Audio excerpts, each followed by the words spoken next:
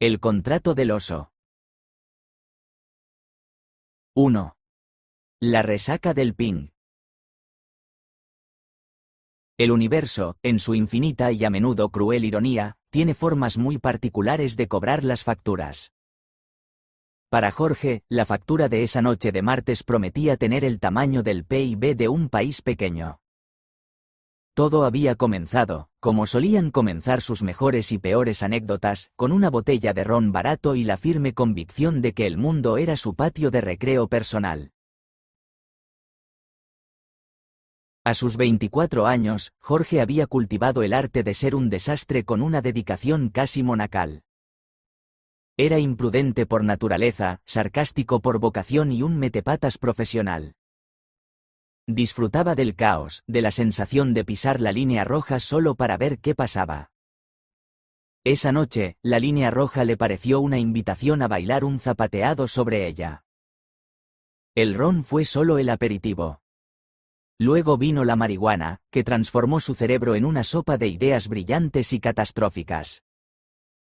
Con su altavoz Bluetooth a todo volumen, escupiendo un reggaetón machacón que hacía vibrar las ventanas de su humilde apartamento, decidió que el mundo digital también merecía una dosis de su anarquía personal. Abrió su portátil, tecleó con la torpeza de un borracho superdotado y lanzó un script. Un simple bucle que hacía ping a cada dirección IP imaginable. Un grito digital al vacío. Hola, estoy aquí, ¿y tú? Un acto tan inútil como molesto, el equivalente a llamar a todos los timbres de un continente. Satisfecho con su vandalismo cibernético, salió a la calle. Se revolcó en el césped de un parque cercano, aulló a una luna que lo juzgaba en silencio y usó su altavoz para dar una serenata no solicitada a un barrio que solo quería dormir. Era un espectáculo lamentable, un hombre, orquesta de la estupidez. Y en algún rincón oscuro de la red, una de esas miles de millones de llamadas al vacío recibió una respuesta. No un pon, sino algo mucho más. Interesado. Lo siguiente que supo fue que el suelo se sentía extrañamente cómodo y el silencio era tan denso que casi podía masticarse. Abrió los ojos. El techo era blanco, inmaculado, y la luz que se filtraba por un ventanal gigantesco era suave, casi terapéutica. No era su techo, desconchado y con una mancha de humedad que parecía un mapa de Australia. Estaba en una cama. No su cama, que tenía un colchón con más años y bultos que él. Esta era una cama de hospital, de esas articuladas con un mando a distancia colgando de un lateral. Llevaba puesta una bata azul, abierta por detrás. El aire olía a limpio, a ozono y a un sutil aroma a pino. Se incorporó, y un leve mareo le recordó los pecados de la noche anterior. La habitación era enorme. Minimalista, lujosa y absurdamente moderna. Una pared entera era de cristal, con vistas a un frondoso bosque que parecía no tener fin. Muebles de diseño, una televisión del tamaño de una lancha y ni una mota de polvo. Aquello no era un hospital. No había el murmullo constante de personal, ni el olor a desinfectante industrial. Era otra cosa. Un suave zumbido llamó su atención. La base de la cama empezó a inclinarse, sentándolo. Al mismo tiempo, una mesita auxiliar con ruedas se deslizó desde un lado, silenciosa como un fantasma, portando una bandeja. En ella, un desayuno que podría haber salido de una revista de gastronomía. Huevos Benedict, fruta fresca cortada con precisión geométrica, un zumo de naranja que brillaba como oro líquido y un café cuyo aroma era una bofetada de realidad. Jorge parpadeó, confundido. ¿Secuestro con servicio de habitaciones? ¿Se había metido en un reality show para borrachos con mala suerte? Fue entonces cuando la vio. Sentada en un sillón de cuero en la esquina más alejada de la habitación, había una figura que su cerebro se negaba a procesar. Era grande. Enorme. Cubierta de un espeso pelaje pardo. Sus ojos, dos pozos oscuros e inteligentes, lo observaban con una paciencia depredadora.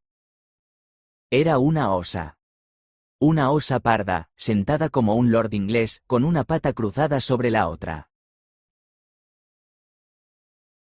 Jorge se quedó helado, el tenedor a medio camino de los huevos. La osa se levantó. No a cuatro patas. Se irguió sobre sus dos patas traseras con la facilidad de un ser humano y caminó hacia él. Sus pasos eran pesados pero seguros, y su tamaño era aún más imponente de cerca. Mediría más de 2 metros.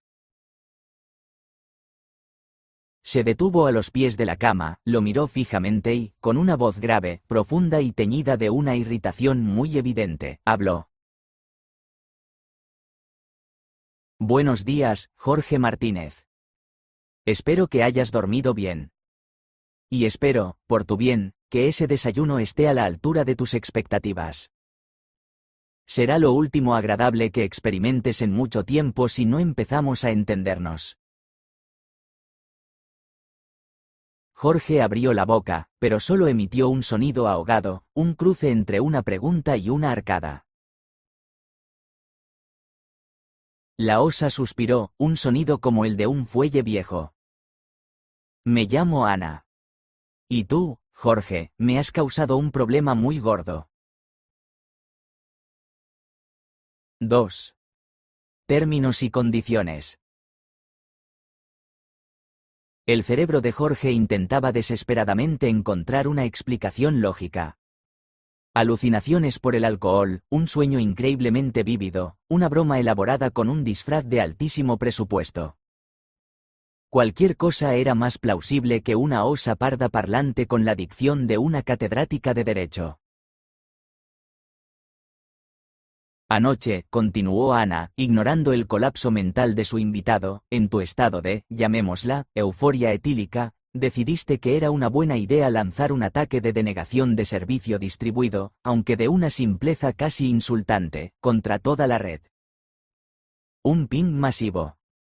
Un ruido digital incesante y estúpido. Jorge tragó saliva. ¿Un ping? Sí.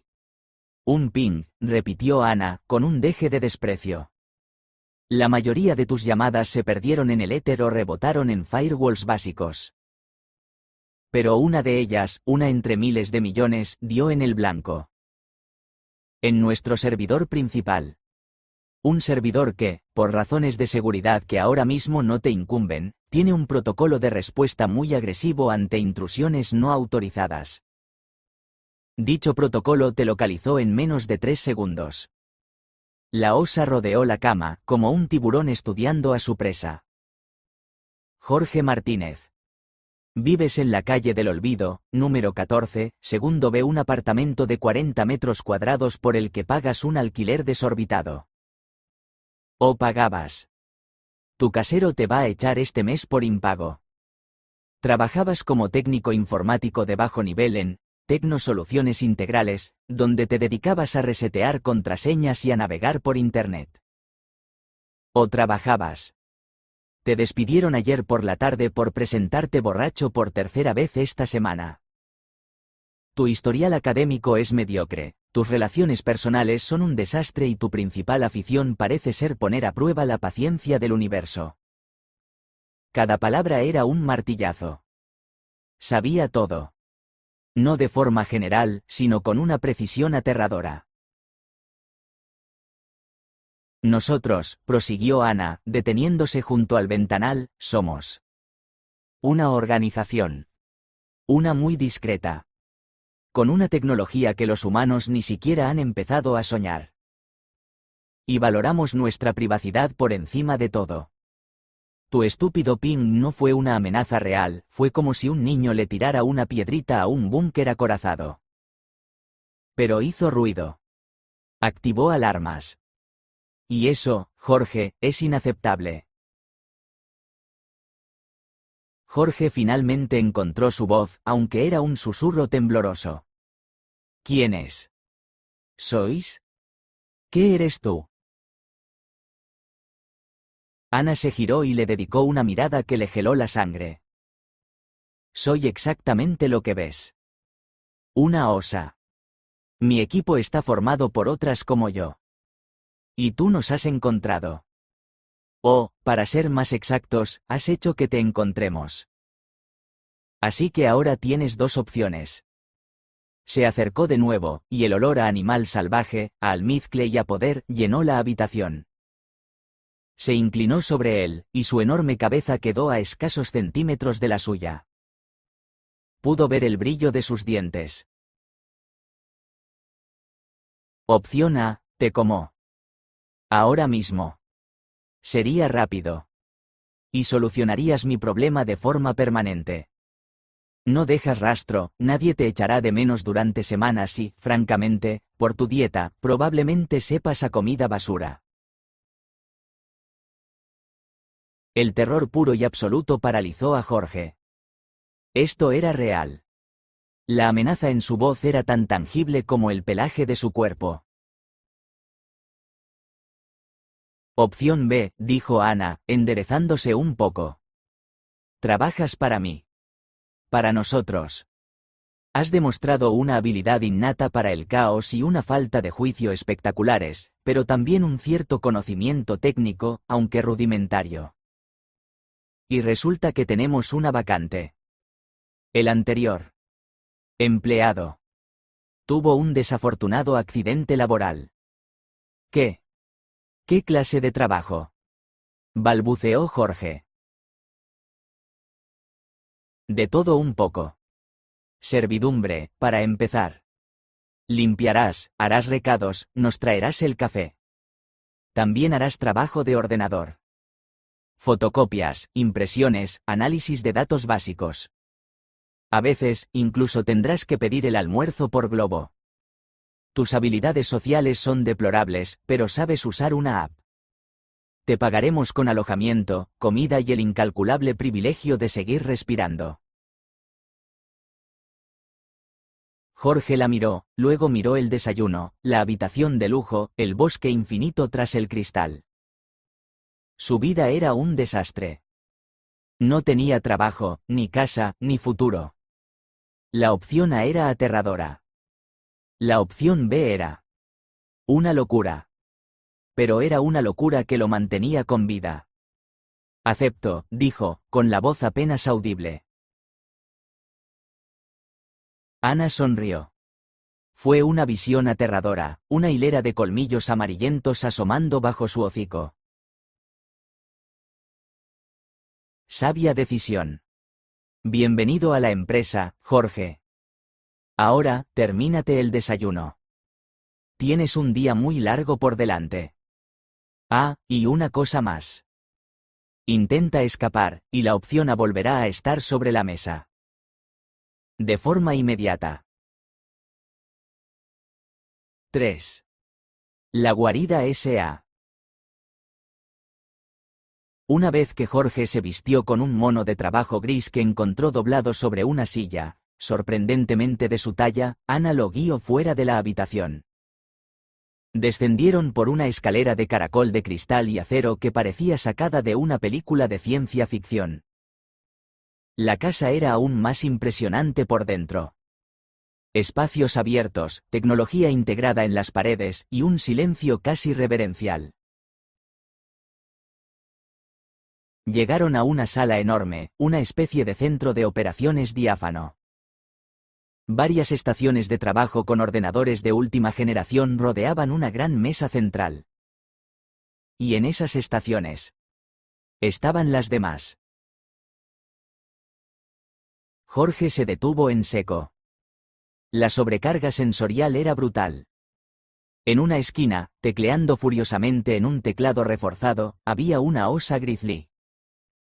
Era más grande y corpulenta que Ana, con una joroba de músculo imponente en la espalda. Levantó la vista, le dedicó a Jorge una mirada de pura indiferencia y siguió trabajando. Esa es Nora, dijo Ana, sin detenerse. Se encarga de la seguridad física y la logística.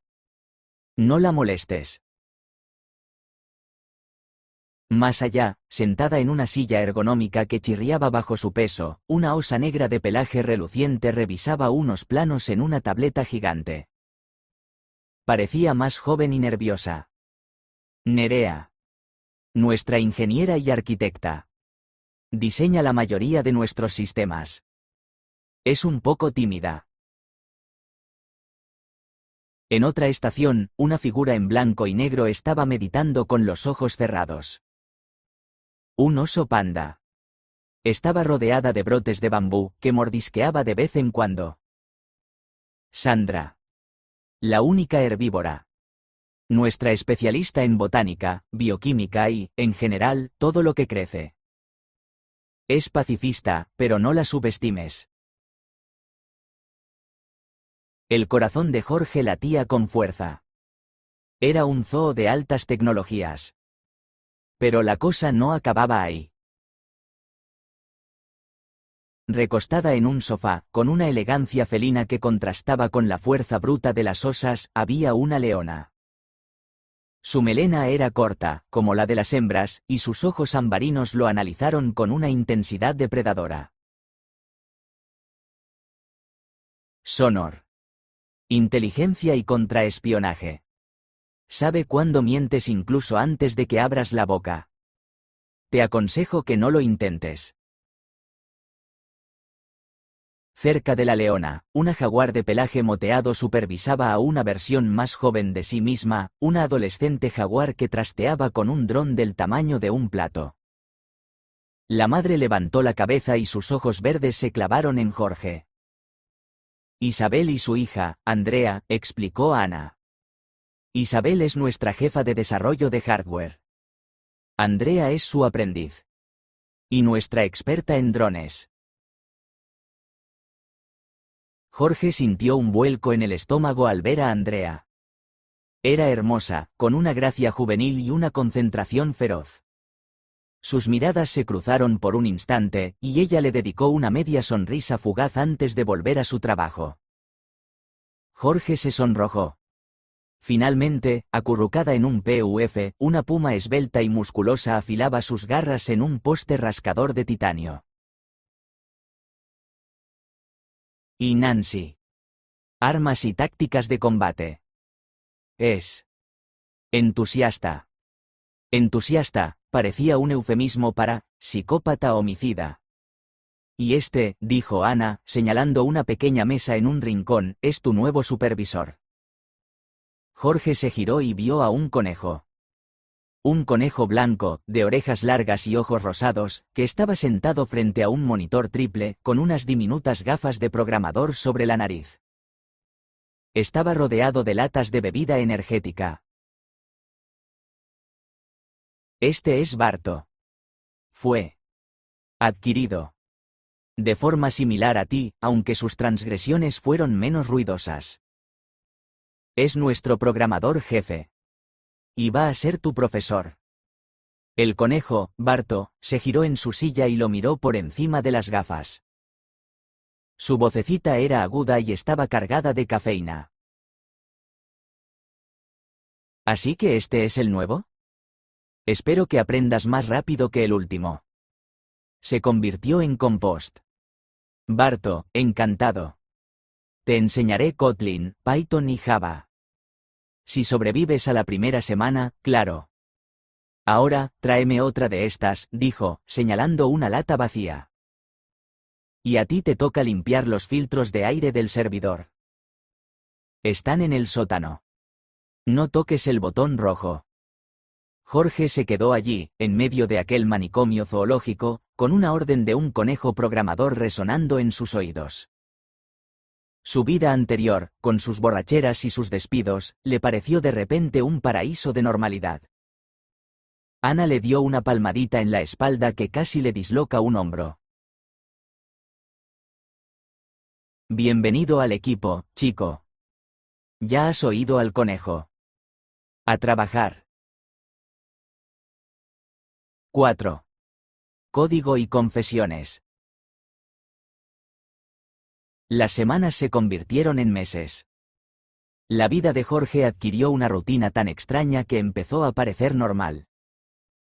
Por las mañanas, realizaba tareas de servidumbre. Limpiaba, ordenaba, preparaba el café. Nora lo tomaba solo, Nerea con 3 de azúcar, Sonor con una gota de leche y Ana se lo inyectaba en vena, o eso parecía. Por las tardes, se sentaba junto a Barto para sus lecciones de programación. El conejo era un tirano. Exigente, hiperactivo y con una paciencia inversamente proporcional a su tamaño. Pero también era un genio. Le enseñó a Jorge los secretos de la sintaxis, la lógica de los algoritmos y la elegancia de un código limpio. Jorge, que siempre había tenido una mente caótica, descubrió para su sorpresa que la estructura y el orden de la programación le calmaban. Era bueno en ello. Poco a poco, se fue integrando. Ya no era solo el esclavo humano. Las demás empezaron a hablarle. Nerea le pedía ayuda para levantar piezas pesadas. Sandra le ofrecía brotes de bambú, que él rechazaba educadamente. Sonor a veces le contaba historias de sus misiones de espionaje, relatos llenos de intriga y violencia que le ponían los pelos de punta. Se convirtió en parte del paisaje, un miembro extraño y frágil de la manada. Lo veían como a Barto, uno de los suyos, pero en un escalón inferior. Su relación con Andrea también floreció, en secreto. Pequeños gestos, miradas robadas, sonrisas cómplices mientras él le pasaba una herramienta o ella le enseñaba el funcionamiento de un nuevo dron. Descubrieron que compartían un retorcido sentido del humor y una fascinación por la tecnología. Se encontraban a escondidas en los pasillos de servicio o en el enorme jardín trasero, hablando durante horas. Para Jorge, era un ancla de humanidad en un océano de surrealismo animal. Un día, mientras depuraban un código complejo, Barto se quitó las gafas y suspiró. ¿Sabes por qué estoy aquí, Jorge? Preguntó de repente. Ana dijo que. Algo parecido a lo mío. Parecido, pero con más estilo, dijo el conejo, con un brillo de orgullo en sus ojos. Yo era un gamberro de primera. Me dedicaba al hacktivismo. Tumbé la web de la mayor corporación de pesticidas del país. Expuse sus correos internos. ¿Mi error? Dejé una firma.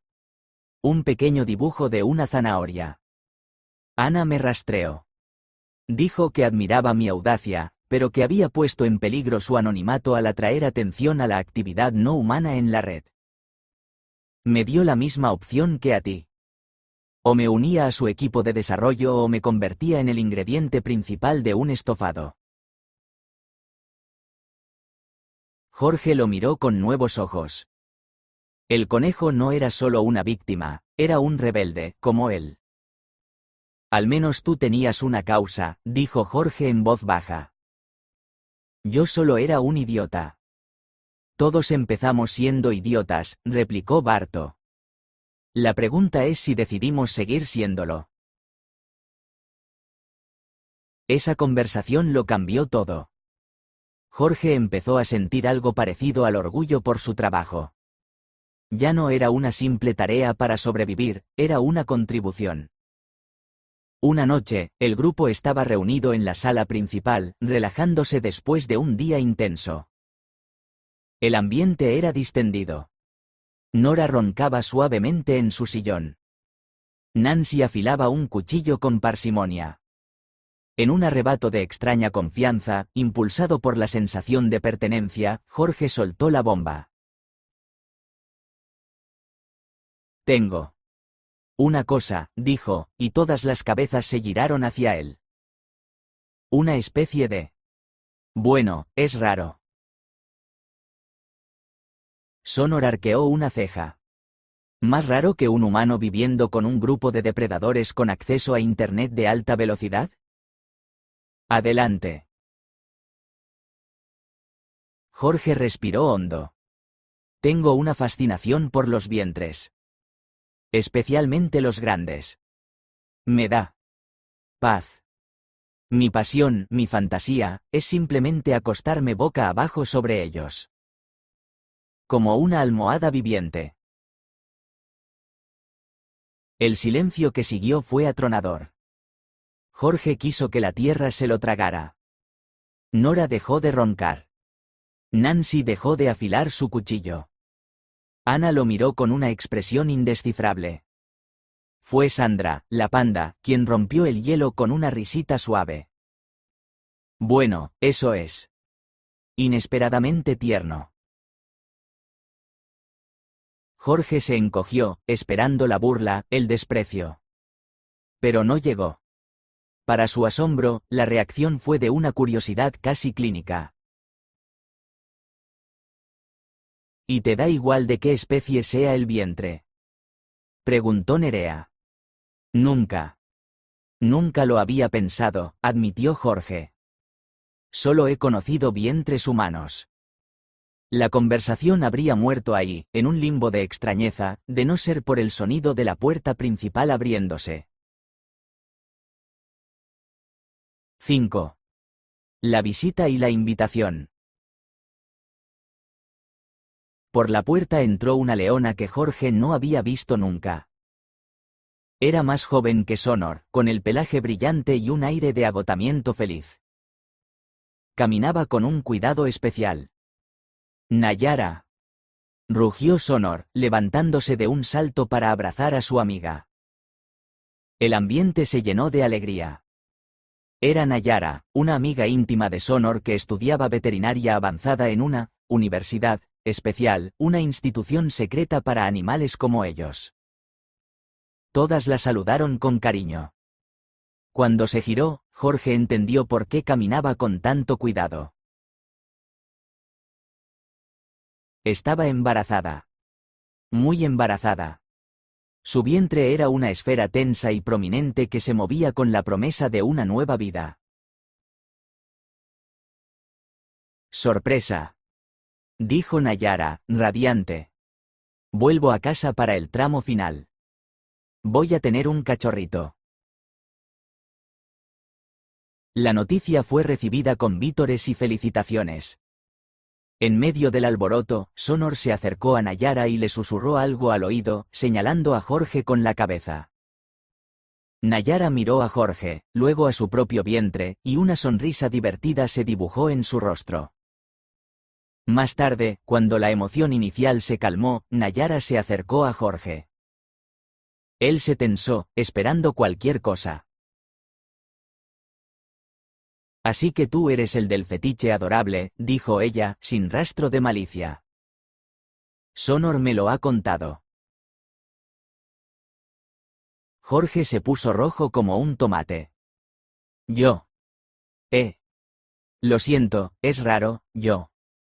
Nayara lo interrumpió con un gesto de la zarpa. No te disculpes. En este mundo ya hay suficientes problemas reales como para preocuparse por las pequeñas rarezas de cada uno. De hecho, se miró el vientre, donde algo se movió visiblemente. Este pequeño no para de dar patadas y me cuesta dormir. Tengo la espalda hecha un desastre. Me vendría bien algo de contrapeso.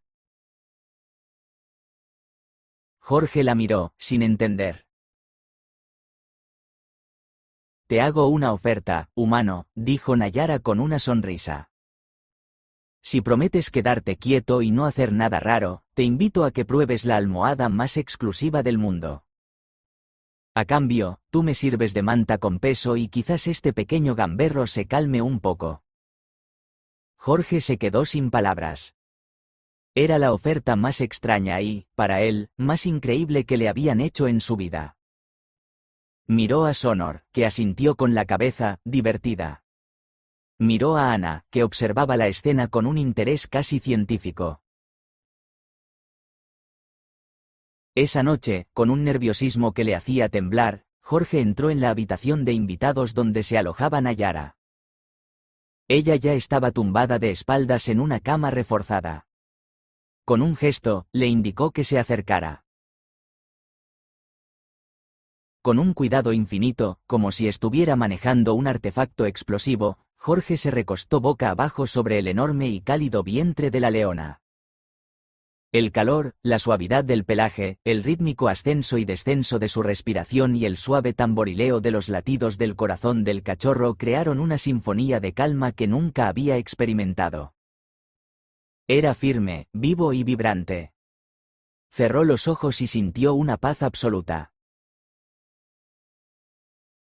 Fue el primer vientre animal en ser conquistado.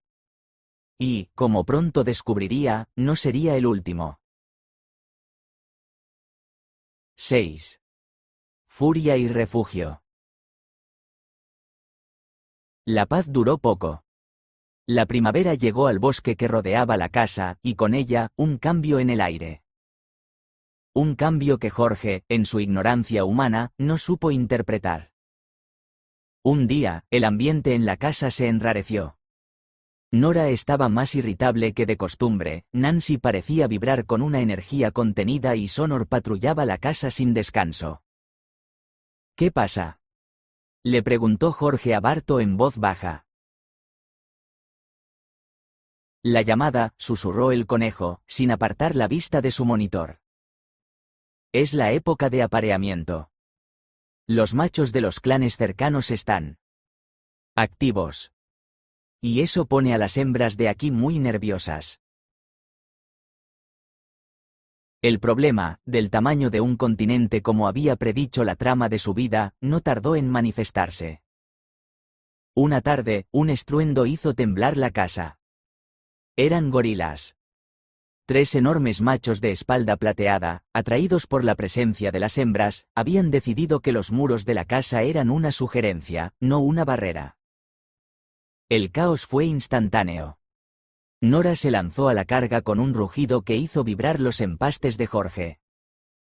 Nancy se movió como un relámpago, sus cuchillos brillando. Sonor coordinaba la defensa con ladridos cortos y precisos. Era una batalla campal en el salón. Jorge, completamente inútil y aterrorizado, se vio atrapado en medio. Uno de los gorilas, un coloso de músculos, lo vio y lo señaló como un objetivo fácil. El pánico se apoderó de Jorge. Corrió sin rumbo, buscando un lugar donde esconderse. En su carrera desesperada, chocó contra algo grande, suave y furioso. Era Nerea, la osa negra, que estaba intentando flanquear a uno de los intrusos. Al verlo, le gruñó. «Quítate de en medio, inútil». Pero el gorila se acercaba. En un acto de pura desesperación, Jorge hizo lo único que su extraño instinto le dictó. Se zambulló y se apretó contra el vientre de Nerea, escondiendo la cabeza. La osa se quedó paralizada por un instante, sorprendida por la extraña maniobra. El gorila también dudó, confundido por la imagen de un humano usando a una osa como escudo de una forma tan íntima. Ese segundo de duda fue suficiente. Nerea, recuperándose de la sorpresa, giró sobre sí misma y le propinó al gorila un zarpazo que lo envió rodando por el suelo. La batalla terminó poco después, con los gorilas huyendo, magullados y humillados. Cuando el polvo se asentó, Jorge seguía pegado a Nerea, temblando. «Levanta», le gruñó ella, aunque sin la furia de antes. Ha sido la táctica de distracción más patética y extrañamente efectiva que he visto en mi vida. Más tarde, mientras reparaban los daños, Ana se le acercó. Estaba magullada, pero satisfecha. «Tu peculiaridad ha resultado ser útil», admitió, a regañadientes. «Pero no te acostumbres a usar a mis ingenieras como airbag». Jorge no sabía qué decir. Había sobrevivido gracias a su fetiche. Su vida era oficialmente un circo. Tuvo una pequeña aventura en los vientres de Nerea y, en otro incidente menor con un león demasiado insistente que se coló por una ventana, en el de Ana. Se estaba convirtiendo en una táctica de supervivencia. Su extraña pasión era ahora su salvavidas. 7. Ojos humanos. En medio de la locura hormonal de la primavera, el romance secreto de Jorge y Andrea continuaba. Se habían vuelto inseparables, dos almas extrañas encontrando consuelo mutuo en un mundo imposible. Isabel, la madre de Andrea, no era tonta. Observaba las miradas, las sonrisas, las ausencias coordinadas.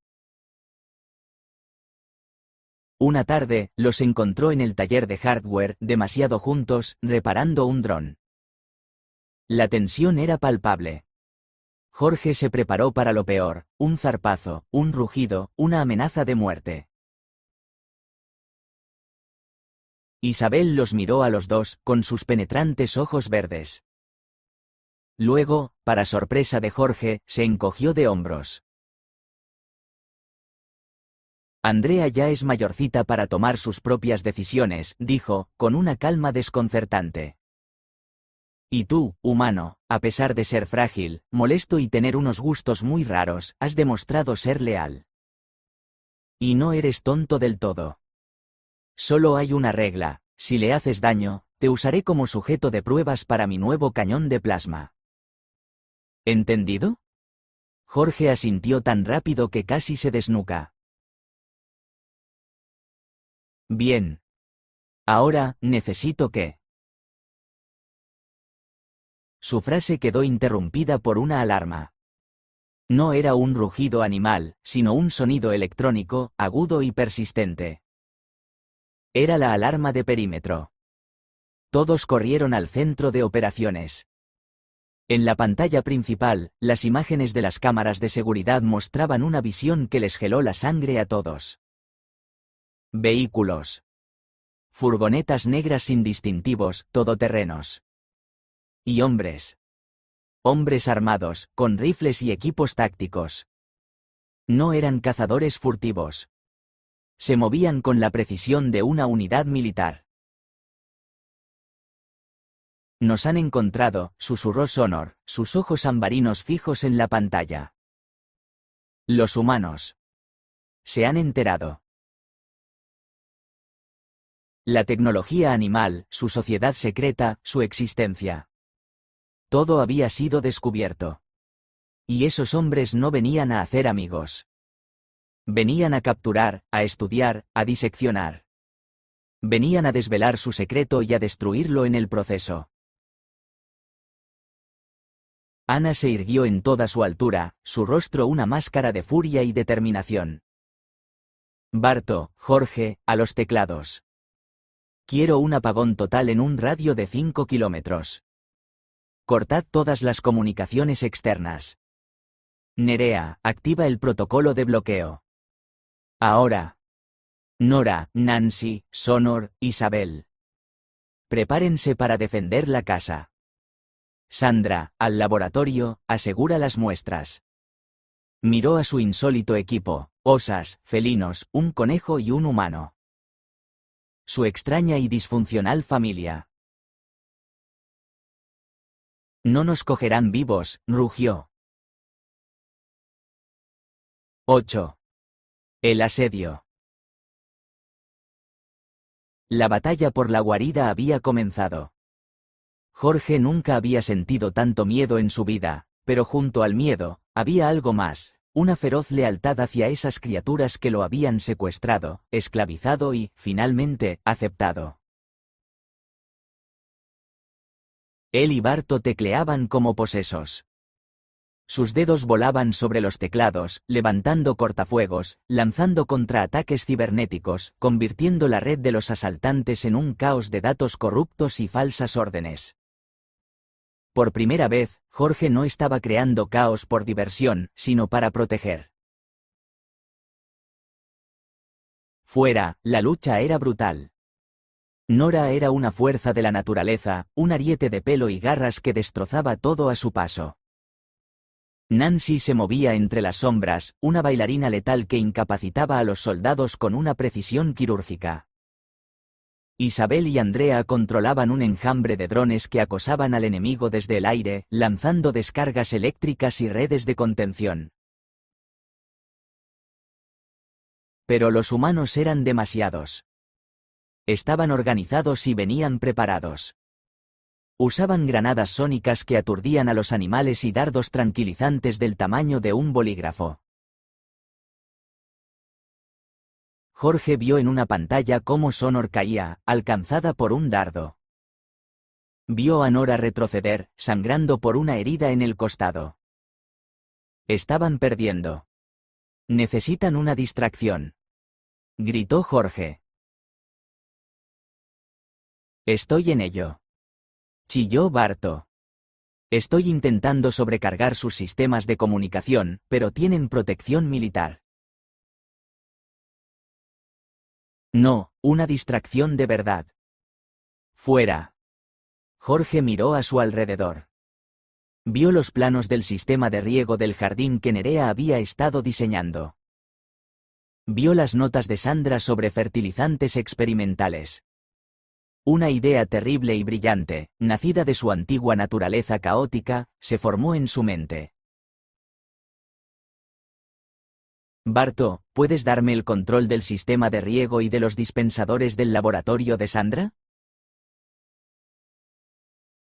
¿Qué vas a? Olvídalo, no quiero saberlo. Lo tienes. Con unas pocas líneas de código, Jorge desató el infierno. Los aspersores del jardín no soltaron agua, sino una mezcla hiperconcentrada de fertilizante líquido y polen de una de las plantas experimentales de Sandra, una que causaba una reacción alérgica violenta. Una nube apestosa y cegadora envolvió a los soldados. Al mismo tiempo, activó los altavoces exteriores que Ana usaba a veces para dar órdenes, pero en lugar de su voz, puso a todo volumen la misma playlist de reggaetón infernal de aquella noche fatídica. El caos fue su obra maestra. Los soldados, medio ciegos, ahogándose y aturdidos por la música machacona, rompieron la formación. Fue la oportunidad que necesitaban. Los defensores, recuperándose, contraatacaron con una furia renovada.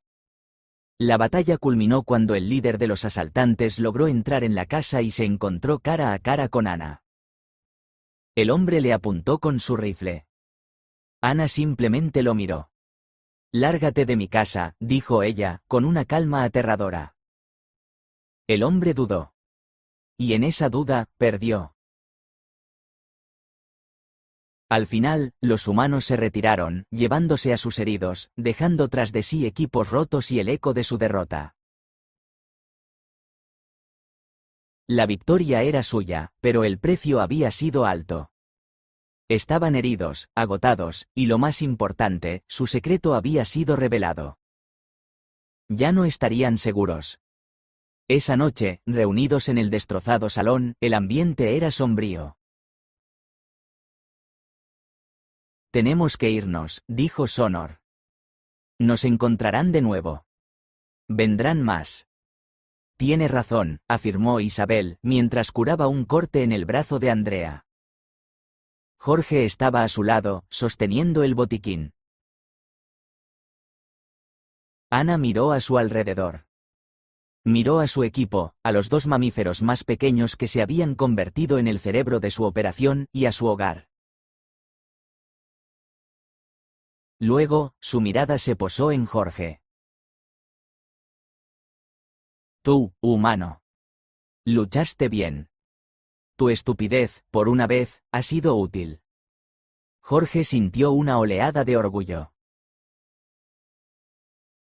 «Supongo que ya no vas a comerme, ¿verdad?», preguntó, con una sombra de su antiguo sarcasmo. Ana soltó un bufido que podría haber sido una risa. «No. Ya no eres un empleado. Eres parte de la manada. Y la manada se cuida entre sí». Se giró hacia el resto. «Nos iremos. Pero no huiremos. Encontraremos un nuevo hogar, más seguro, más fuerte. Y nos prepararemos. El mundo ha cambiado para nosotros. Los humanos saben que existimos. Pues bien. Es hora de que sepan de lo que somos capaces». Jorge miró a Andrea, que le tomó la mano. Miró a Barto, que le levantó el pulgar. Miró a las imponentes figuras que se habían convertido en su familia.